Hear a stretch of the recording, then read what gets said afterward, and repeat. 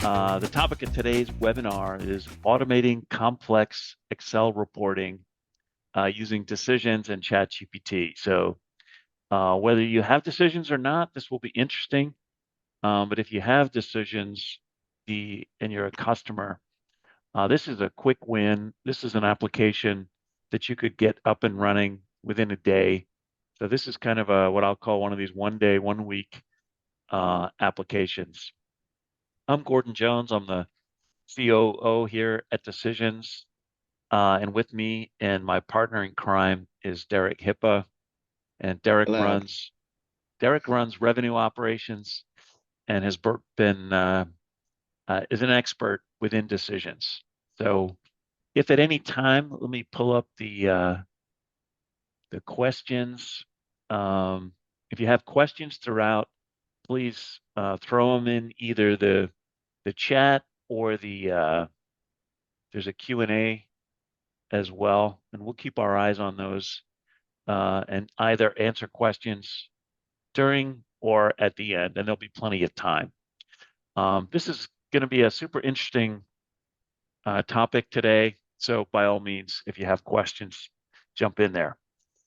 First, a little housekeeping and some plugs.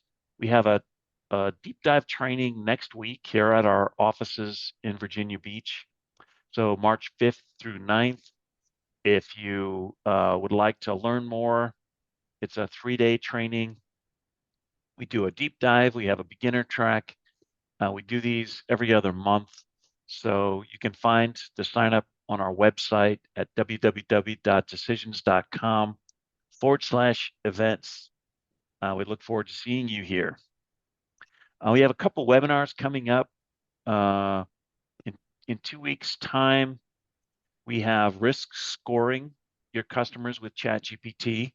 This is interesting. It involves integrating with Salesforce, pulling data from transcripts of calls, and combining this to create a risk score for your customer base. Then 2 weeks after that, we have another webinar on automating invoice processing with ChatGPT. And we've done part of this before, but I think you'll find this very interesting in automating the process of invoices coming in and a combination of decisions doing the process automation, orchestration, and ChatGPT. We're taking invoice information and pumping it right into your financial system. So removing the entire order entry. So those two are coming up in March. We have a whole series of webinars on ChatGPT, which you can find on our website. And I think what's interesting about ChatGPT and Decisions is that ChatGPT is really a general purpose automation product. And with the Decisions no-code module, we make it extremely easy to incorporate this large language model technology as part of an automation process. So yes, you can copy, you can paste, and you can do those things. But if it gets repetitive and it's a process where you want to do this a couple times a week or hundreds of times in the case of tickets or whatever, at that point you want to loop in some automation, and that's what we're great at here. So again, to learn more, to look at some of our previous webinars on these topics, again, you can find us at the link below. Also want to plug an analyst report that's been recently published on digital decisioning platforms. You can find that by heading to our website. I think on our homepage at the bottom, we have a link, but we've been flagged as a leader in the Spark Matrix Digital Decisioning Platforms 2023. And try saying that 3 times fast. But exciting stuff. They look at everybody in the space and interesting reading. So I won't go through all the details, but you can download the report. Again, there's a link on the homepage on our website. Okay, and then finally, again, if you have a question, please drop it in there. Be happy to answer it in the Q&A or in the chat. First, I want to just have spent 3 or 4 minutes about what decisions is, about our OpenAI module, a short little plug. Then I'm going to talk about this Excel reporting with ChatGPT, and I'm going to run through this scenario, and then I'm going to turn it over to Derek, and he'll show how we've automated this process end to end. And today, this process entails pulling a report from Salesforce and doing a bunch of different things with it, creating 6 more worksheets, pivot tables, different views of the same data, sorted, filtered, formatted, and then emailed out. So it's kind of a cool use case, which I'll get to here in just a minute. So first, what is Decisions? Decisions is a no-code software development platform with a rule engine, a workflow engine. We have a process mining component, an integration builder, and a user interface design builder as well. And there's 3 typical use cases we get involved in regularly. The first is rule engine and decisioning. So the idea here is that you pull rules out of stored procedures and databases, out of custom code, and put them in a graphical format that can be easily understood by the business people that know those rules and need to change them. So we do a lot of work in medical claims processing, in loan origination, in the insurance space, both in underwriting, in commission calculation, in claims. So things in regulated spaces that have a lot of rules. Some of our clients have tens of thousands of rules. So we have an enterprise class rules engine. And we do this. This is probably the biggest segment of our business. Our platform also does well sitting beside large transaction systems. So think SAP, Salesforce, NetSuite, and the idea here is that we're ideal for managing special cases, doing workflow automation, where you don't want to necessarily custom code your SAP system, with country-specific rules or flows. And it's great to plug decisions off to the side, manage all these special cases, keep your transaction system as close to standard as possible, such that you can upgrade easily and let decisions manage the special cases. And last, we do a lot of workflow and general process orchestration, pulling data from various systems, engaging end users when needed to get work done. Couple examples here. You can see the city of New York uses our rule engine for rules related to social services. So think eSNAP or food stamps, unemployment benefits, areas where these rules change, in these cases, regularly every year. And the changing of these rules can be put in the hands of the subject matter experts, and it doesn't necessarily have to go to IT to make every one of these changes.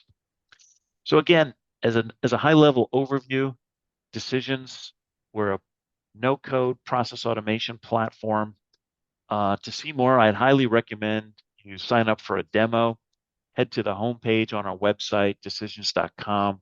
You can sign up for a demo there, and one of our sales engineers would be happy to walk you through the platform. And as part of what you're going to see today, it utilizes our OpenAI module. It's one of dozens of modules that we have in our platform that already have the integrations baked in, so you don't need to fool with the APIs and understand how they work. You can just drag and drop the steps once you've installed the module. So that's enough background. What I'm going to do now is walk through the use case. So to the left, you can see a typical download from Salesforce. There's all kinds of reports and dashboards in Salesforce, as well as a lot of other transaction systems. And what I do weekly, a couple times a week actually, is download a report. And then to the right, you can see, I like to create different pivot tables, look at the data by rep, by team, by month, by industry, by lead source, to do all kinds of analysis on that data. And it can take 15 minutes to walk through the creation of all of those pivot tables. But with ChatGPT, you can do that with the right prompt automatically, and I'll show you how that prompt stuff works. And then with decisions, you can set these up on a scheduled job and automate it. And I'll walk through briefly what this process is. So it involves the data, the spreadsheet, a prompt, and then what decisions is doing is automatically pulling this report from Salesforce, combining it with the prompt, sending it several times to ChatGPT, and Derek can explain when he gets into decisions to show you what it's doing, and summarizing the results and sending it out with the data in an email so that nobody has to do any work, and he's got it on a scheduled job, so I can look at that. So that's the overall process that I'm going to show you. What I'm going to do now is stop sharing for a moment and begin showing you what all this looks like in Excel process end to end. So this first worksheet that I share with you is what when I download a report from Salesforce, this is what it looks like. It comes down, you can see, I don't know, there's about 20 columns, right? None of the column widths are right to look at. And I'll also point out we've anonymized, we've created a bunch of anonymized data, which was actually harder than putting everything else together. But we have account names, we have amounts, we have sales reps, close dates, ages. These are all like sales opportunities that a company might be working on. So this is step one. And step two, maybe I'll begin with what the final product looks like. So here's that same initial worksheet. And I like to look at the data so these are opportunities. Here's the total, and here's some imaginary sales reps that we have here at Decisions. And these are imaginary sales pipelines with deals set to close in different months. And this whole worksheet and this pivot table here was created from this data. So this has, if you look at this spreadsheet, about 424 open opportunities. And this is a pivot table of that same data by rep and by close month. Then I also like to look at the current month deals, which deals are expected to close this month. So what it does is it takes the initial worksheet, filters by a close date of February, and then it's only showing me those opportunities that close in February. It's also formatting, so it gets the column widths right. It sets filters. It formats the first row a bit. I do the same thing with March opportunities. Then I like to look at it by team. We have here at Decisions, we have several different teams. We have a direct team, commercial team, enterprise team, partner team, account management team, and I can look at that by team. Also, it's interesting to look at by industry and also lead source. Did these leads come in through Google Ads? Is this an existing customer? Was this outbound outreach? So these are a series of worksheets that get created from the initial data in the spreadsheet. And let me show you what the prompt looks like. And here's, again, if you don't have Decisions and you just want to learn how to do a little bit of this with ChatGPT, and this probably requires the paid version of ChatGPT. But the first time I tried this, I wrote up this prompt at the top, for the attached spreadsheet. do the following. And then what I learned is you can write something like that up, then send it to ChatGPT and say, clean up this prompt. And what it does is it cleans up the prompt. So it says for the provided spreadsheet, you are tasked with enhancing it by adding new columns, creating additional worksheets, and it puts it in a step-by-step format such that you can send it the report. It'll add additional worksheets and do all of this. So this first prompt was to create that this enhanced worksheet. And what you'll notice is that it did all of the work, but it's not formatted yet. So it created all of the data from the initial data set, but it still looks a bit ugly. So step 2 then was to, hey, could I do this again? Could I send the data, this new spreadsheet, and format it? And the answer is yes. And this is what the prompt looks like to format a spreadsheet that's already been developed, right? Now you might ask, could you do all this at once? And the answer is not really. When the prompts get too long or you're asking it to do too much at once, it can time out, it can break. And we found in a lot of use cases when you're automating with large language models, sometimes you want to cut these prompts up and orchestrate a series of prompts. And when you do that, it works every time.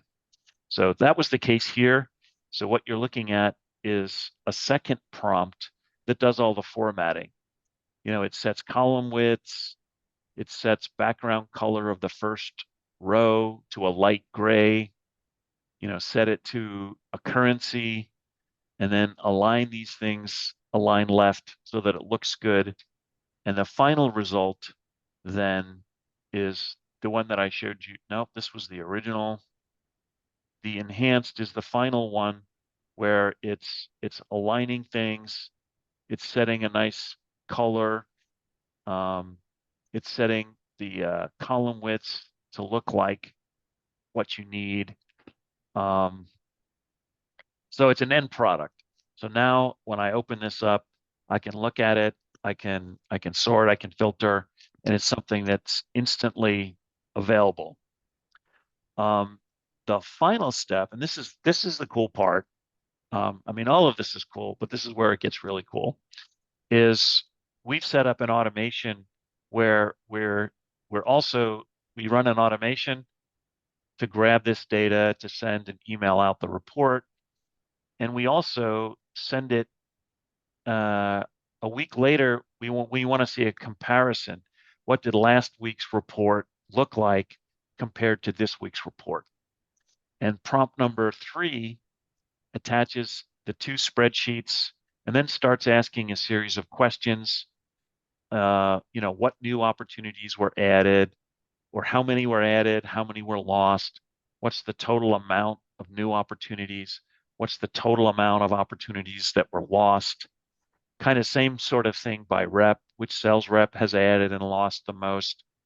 In the February deals worksheet, which ones fell out, which new ones came in. Same thing for the next month. And the team pipelines, which team grew pipeline, which team lost. And send all this out in an email with the new report attached. So I'm about to turn it over to Derek, and he will show you the end-to-end automation, how Decisions does that. But this is what's happening if you were to do it manually, copy, paste, attach the spreadsheet in ChatGPT to generate these files. So any questions before I turn it over to Derek? Hey, Gordon. Someone's asked. Yeah, Yeah, go go ahead. ahead. Yeah, someone asked a question about, why not create a prompt that creates the Excel VBA and then execute that on a schedule and on demand. Sure, you can. You can do that. You can actually generate. You can generate VBA. You can generate R code. Um, So you can create a program to do this, but this if you have decisions and you're automating this, it's an easier way without having to learn Python or R or VBA. And so that's the short answer. Would you buy decisions just for this one use case? No. If you have decisions, is this an easy, quick win? And what Derek's showing you, the pattern, once you built the first one, the second, the third, and beyond are just additional tweaks to the prompt and a different pointer, and you can start to create automated reporting on schedules uh, just like this. So with that, Derek, why don't you take it away and let's show how the automation works in all of this. Very good. I appreciate the introduction. Sharing my screen. Could you confirm that you can see this? Yes. All right, so I'm going to start with the end result. So, someone like Gordon, he loves to work. He probably works about 78 hours a week. And then every Sunday, he was kind of doing this manual task. He was using ChatGPT to do this already, but still there's a lot of manual elements within it of one, crafting the prompt, and then, downloading the results, putting in the ChatGPT, and continuing through that process that he just showed. So by using decisions, we're an automation tool. We're able to integrate with many different platforms such as OpenAI, Salesforce. And really what we're doing here is we're taking all that information and passing it into ChatGPT, which is all automated, and producing this end result, which is an email. So this email is on a scheduled job that would send out, every week. And essentially, what this email contains is first that comparison from the previous week to the current week. So you can see we just ran this today. It's the 29th. And essentially, it produced all those insights and formatted it well enough to put it into an email. So based on Gordon's prompt, there was a couple of questions he asked and which were answered, number of new opportunities added, how many were lost, what is the total new amount? And then it kind of breaks it down by worksheet, comparing the 2 weeks itself. So the rep pipeline, again, this is all anonymized data. So what you're seeing is all fake. But it was able to do a comparison between the sales reps from the previous week to the current day. Same thing for February, as well as March, and then so on. In addition to this email, we have the two attachments, the one from the previous week and the current week. These are the final formatted ones. So you can see they're all broken out, formatted as Gordon was showing earlier. So this is the end result. This is essentially after the process kicks off. It will go through a series of steps that will then produce this email, which we'll send out every week.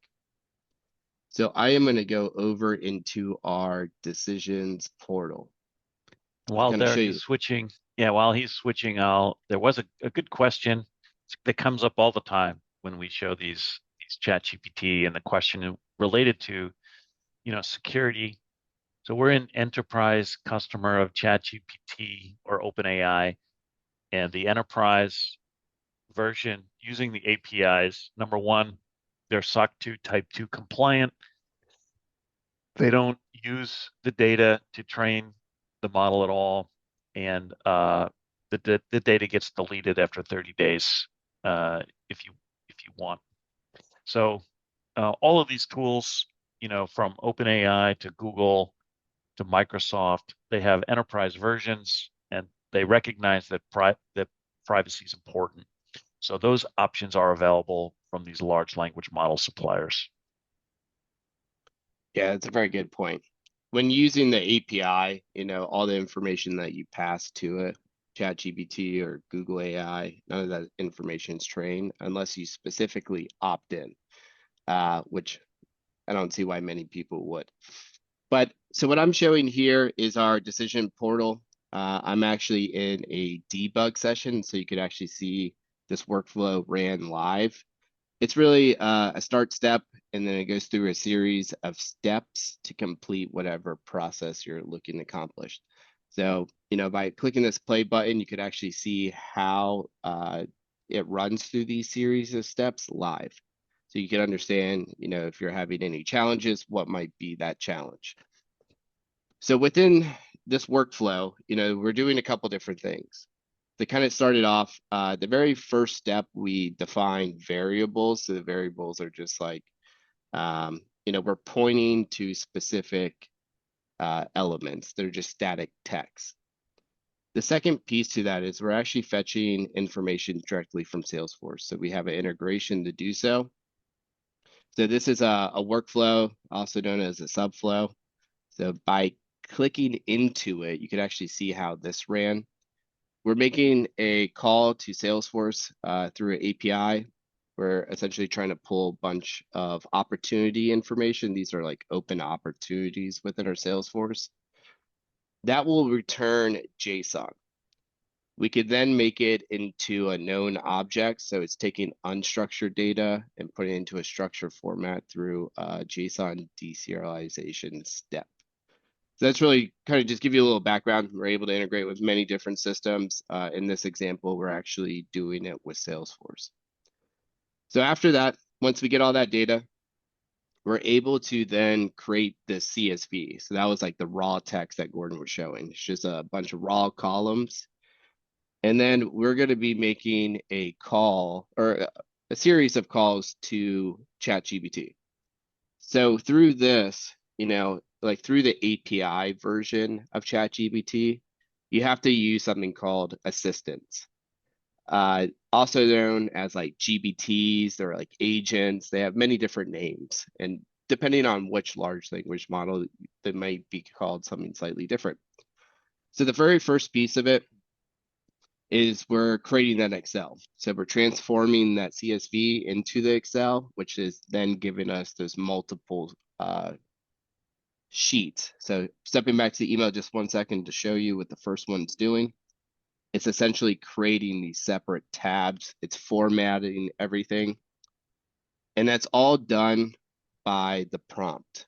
So we have 3 separate assistants here. One's to create the Excel, the other one's to format it, and then the third one is to compare the 2 files. So when you have an assistant, you're giving it a set of instructions or a prompt. And when you give it too much information, like Gordon said, if we combine all these into one, we didn't get great results. So by being able to split them off into separate assistants, they're super hyper focused. They're able to work and perform very well. And also to note here, when you're working with files, you cannot use the regular ChatGPT like through the API.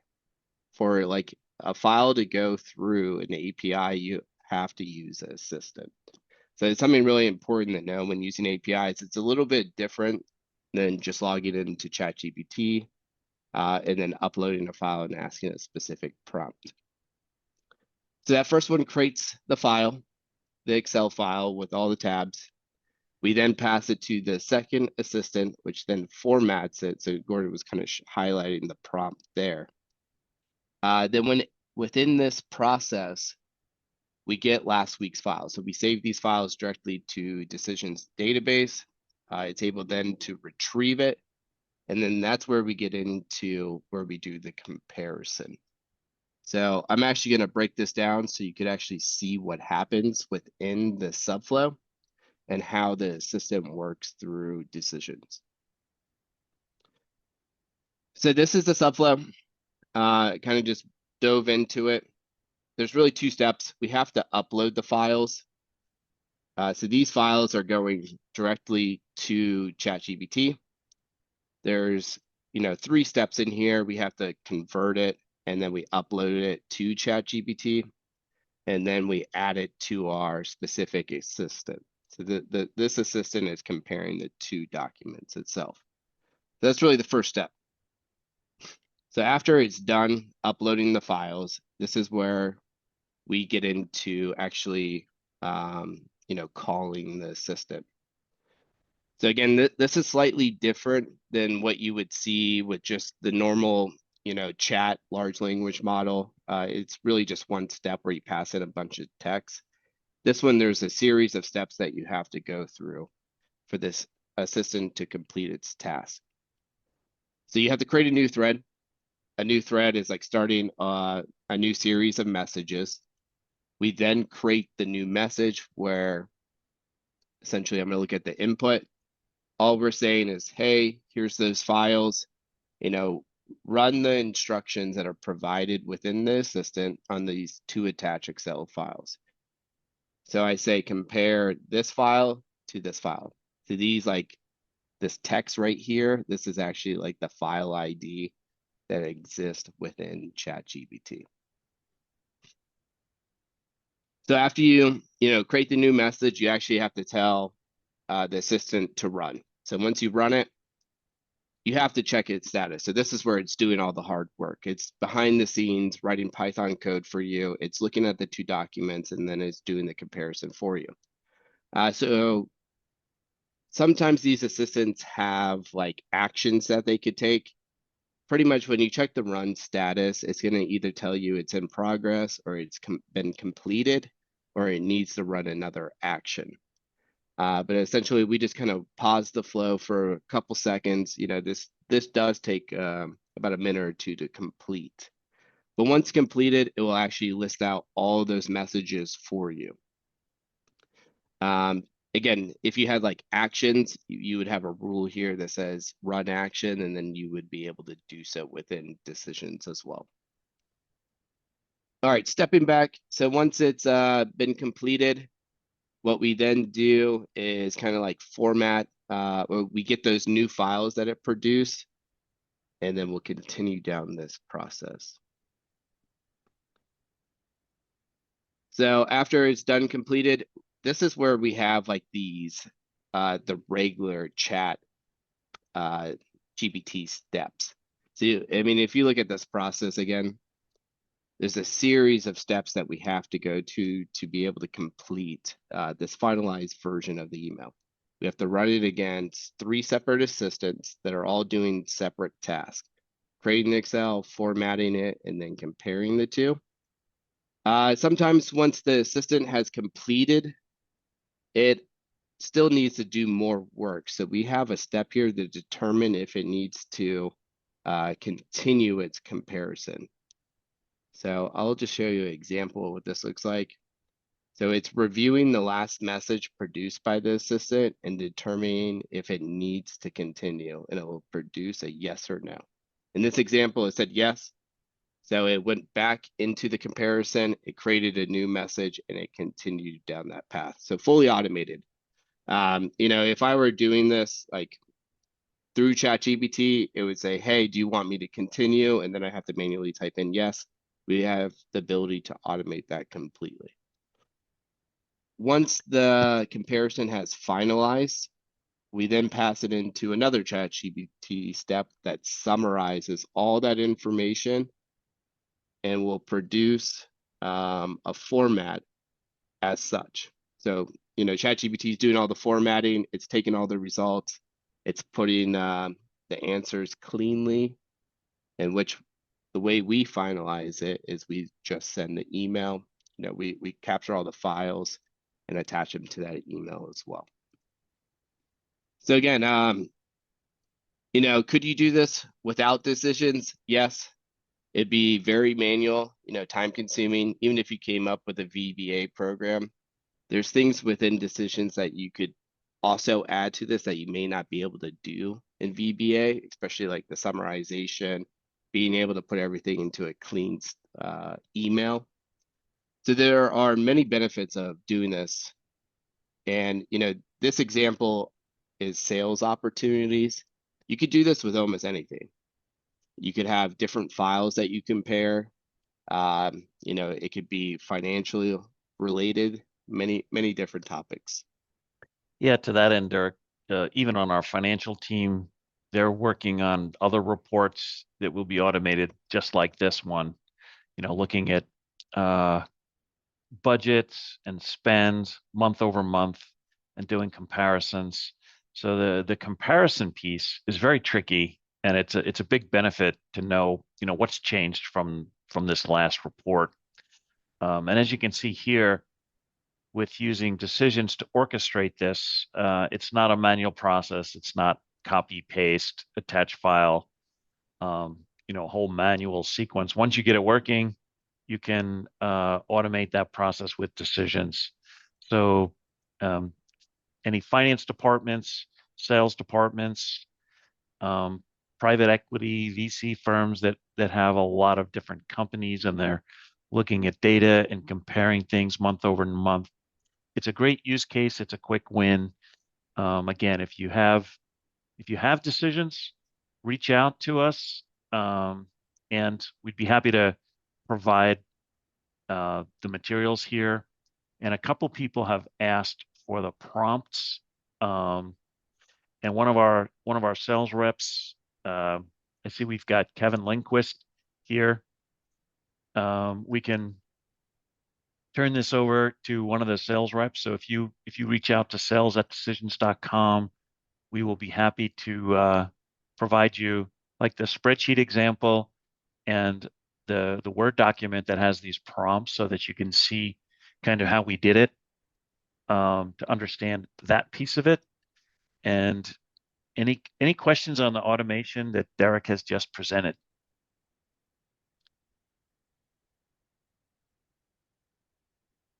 People are asking if you can go from charts and even build charts from the tabular, and the answer is yes. So all of that can be done um, using prompts, ChatGPT, and decisions for the automation. People are also asking about, do we have webinars on approval processes? Absolutely. We do approvals. That's a core function of decisions is routings and approvals. Um, in fact, it's probably been a while since we've done the approval workflow. All of the previous webinars can be found on our website, decisions.com. If you look in the resources section, in the videos at the top, there's 2-minute videos. We have training videos. We have webinars. And you can find it there. Or if you'd just like to see how that works, again, feel free to go to our website. There's a get demo, and one of our engineers would be happy to walk you through the product, show you how all that works.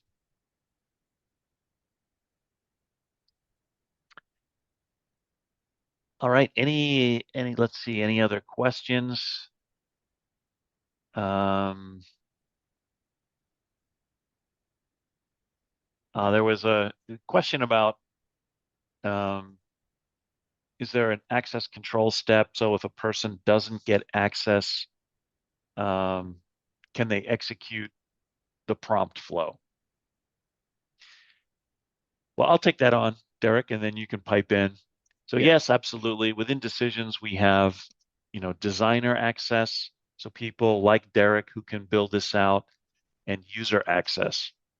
Somebody like myself. So Derek might build a flow like this. In this case, he puts this on an automated job, but he also can create a button. We've got such that I can go and push the button to generate it on demand, for example. Yeah, that's right. I mean, like, depending on someone's permissions within decisions, you can give them access to certain things and also not give them access to other like workflows within decisions. So it's very controlled environment. Like as an admin, myself, I have access to everything within the platform.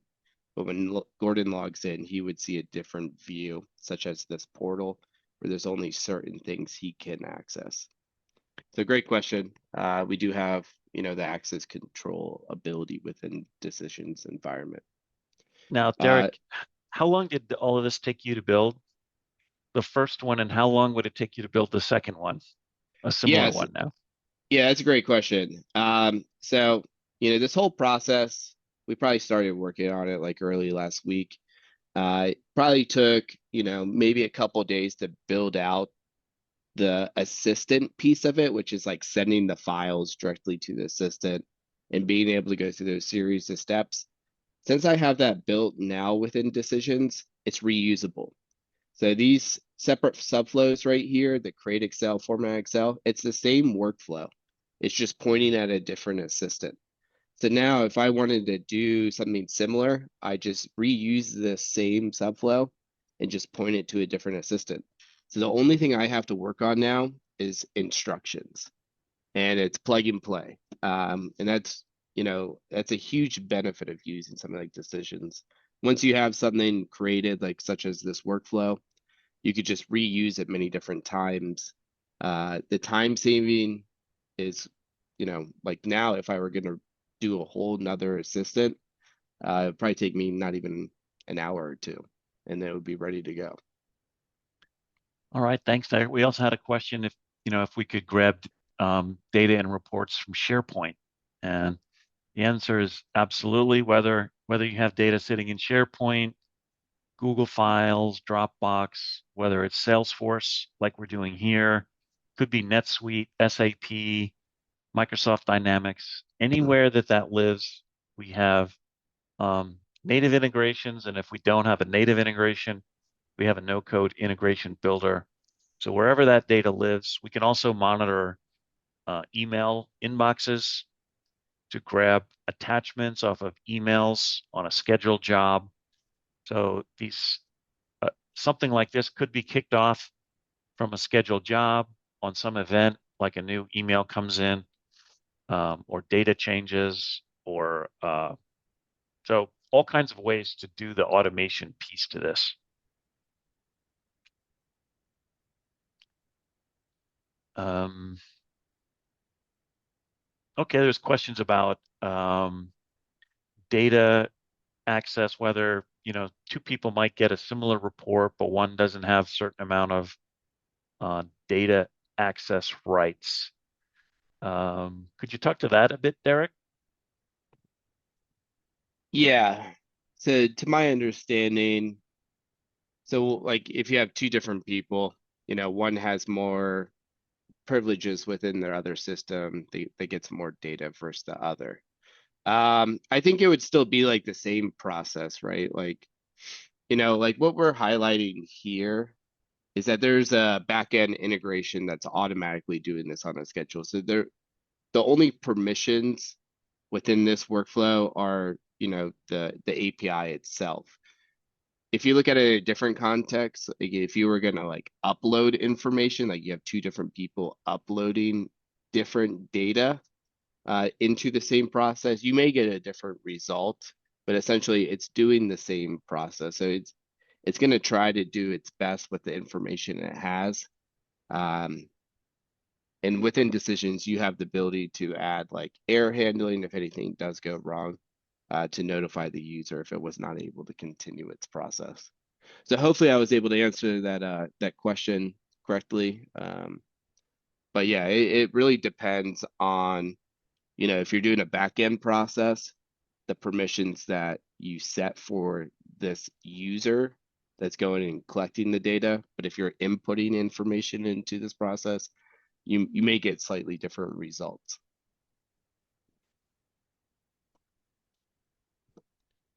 And somebody has asked if another question here. Yeah, if the data is being updated throughout the day, Derek, um, I mean, I guess it's no problem in that if you had to run this several times a day, it's just going to look at the data that's in the most recent file. Yeah, yeah, that's correct. At the time of kickoff, it'll just grab the most recent result. So if you have people updating like a lot of information throughout the week, but not so much on the weekend, ideally the scheduled job should run like Friday night or maybe Saturday morning when people would not be updating it. So you get more of an accurate result. So that could be depending on the timing of the scheduled job.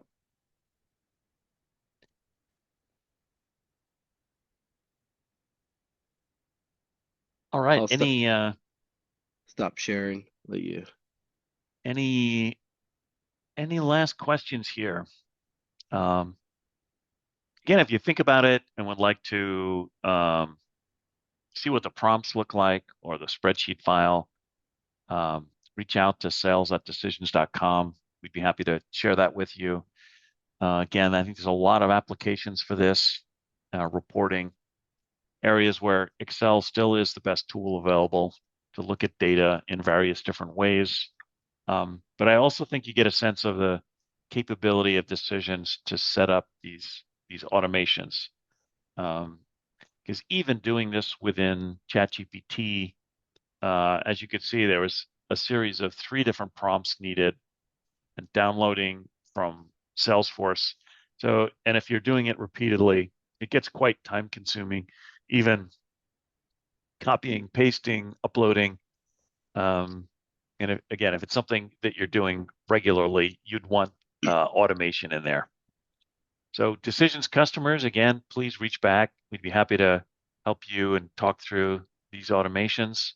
And if you're not, this is one of the quick wins that the Decisions platform can bring, and there's no coding required. So no knowledge of Java or C#. You can do it all with the no code platform. Yeah, and one thing to mention before we go, a lot of this stuff is dynamic. Someone did ask a question like, what happens if the column names change?